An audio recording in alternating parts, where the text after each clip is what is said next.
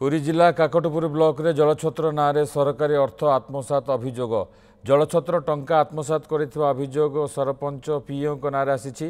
एभली अभियोग आनिछि काकटपुर बीजेपी युव मोर्चा।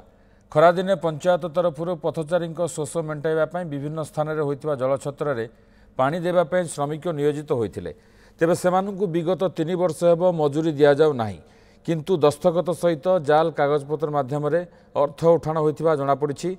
एने बीजेपी युव मोर्चा तीव्र प्रतिक्रिया प्रकाश करने सह सांबादिक सम्मेलन कर समस्त प्रमाण उपस्थापन करथिला।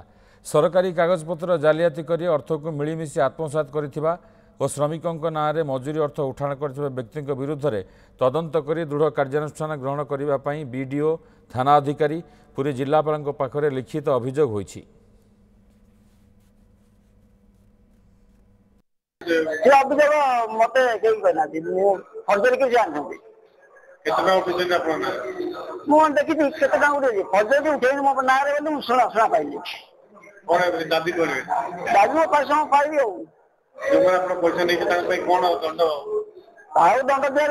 तेणु जदि जलछत्र आमर युव मोर्चा भाई मैंने ठीक अच्छे निश्चय पुंखानुपुंख इनक्वारी करूँ।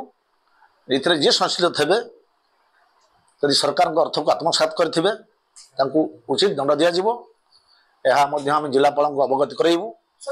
दुर्नीतिर गंध ये पाइलु कि जो परिश्रम जो श्रमिकटा तार पारिश्रमिक करिथिला पारिश्रमिक बाबद से तार गोटे टंका भी पाइनी, किंतु पंचायत रिजोल्यूशन रे पंचायत निजस्व फंड एवं सीएफसी फंड रे से 50,000 से लोक बाबद 17,000 टंकार बिल कर।